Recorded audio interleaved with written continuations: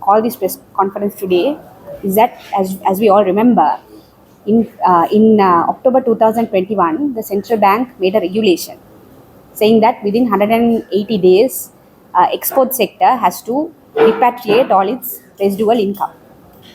Despite the fact that central bank making this regulation in October 2021, we found out last year that the export sector has not been repatriating its residual income, and it became a huge issue, particularly because we defaulted on our debt.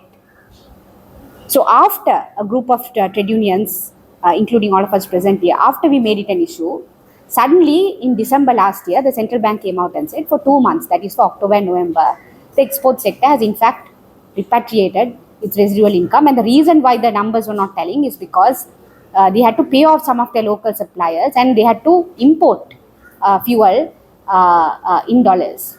Of course, in the statement we are releasing, we have dealt with all those numbers, and we have shown how those numbers don't really tally, and whether the export sector, particularly the garment sector, whether they are using that amount of fuel.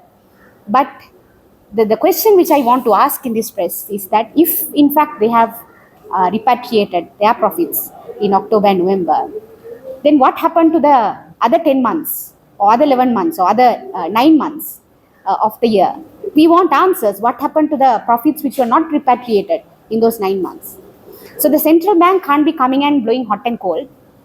And the reason I say this is because the government is telling us that we don't have money to settle our debt, so that we need to sell our national assets, the Ceylon Electricity Board, the Sri Lanka Insurance, the Sri Lanka Telecom, and the total of that would come to around $3 billion. And we need to sell that in order to meet the debt demand, which is around a little more than 50 billion US dollars. So we are selling all of our national assets for $3 billion US dollars, while our debt we defaulted is 50 billion, and while our export sector has, we don't know what happened to the 9-10 months which they have not repatriated their export profits. And while all of this was happening, last year the Global Financial Integrity report came out, where they said that between the period of 2008 to 2019, 40 billion US dollars have left this country through misinvoicing by export and import sector. Basically, it's corporate fraud. So they have come out and said this, but after they came out and said this, Mr. Vijayadasa Rajapaksa came and said, no, it's not 40 billion US dollars, it's in fact 53 billion US dollars which has left our country. So the obvious question which we want to raise is that you sell all of our national assets. You sell all of our national assets for $3 billion US dollars to resolve a $50 billion debt issue. And here you have a private sector acting fraudulently and literally taking $53 billion, it's even more, it's on a conservative estimate, out of this country, and you do nothing about it. And then every time we ask you, why aren't you investing in agriculture? Why aren't you investing in fisheries? Why aren't you doing this? Why aren't you investing in people of this country? People are losing jobs as we speak. So when we ask this question, you say, we don't, the president comes and says, he pretends as if he's speaking the truth, and he says, no, we don't have money. But it's very obvious that the problem is not that we don't have money. The problem is the political class, the Rajapaksas, and now Mr. Ranil Wickremesinghe backing them up, as well as the business elite, is taking money out of this country, stealing money out of this country, and defrauding our country.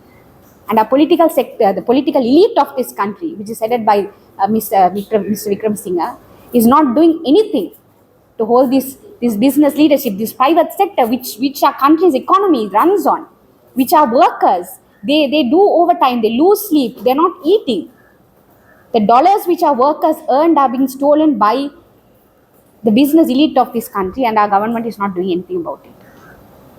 And while all of this happening, yesterday you saw how the Bureau of Rehabilitation, the Center for the Bureau of Rehabilitation bill, and now an act was passed, with only around 30 members present in parliament, in a parliament consisting of 225 persons. So we are paying taxpayers' money to keep 225 people, and only 30 people turn up to vote for such a crucial bill. Only 30 people turn up to vote. And you have money to set up the Bureau of Rehab, you have money to set up rehabilitation centers, you have money to crush dissent, which is coming because people are starving on the street, but you don't have the guts, you don't have the political will to question the business sector as to why they are defrauding the money, to question the Rajapaksas, which the United Nations have called it a financial crime, an economic crime, and you don't have the guts to question that. So this is what we are asking in this press today.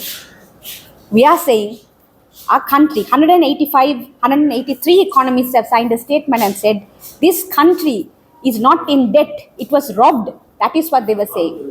They have been asking for debt forgiveness. They have been saying that our debt is odious debt and this debt ought to be cancelled.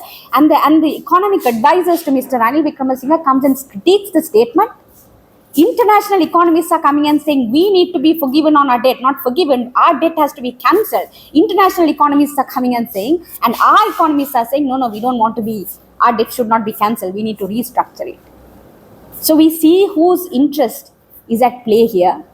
So that is what we are coming here as trade unions, we are sitting here today, and we are demanding that the parliament forms a select committee to look into this, to look into the defrauding or the fraud which has been happening in the business sector, and to come up with the report, to make it public as to how the export and import sector has been misinvoicing $53 billion according to Mr. Vijayadasa Rajapaksa, and not a single action has been taken against them until today. Thank you.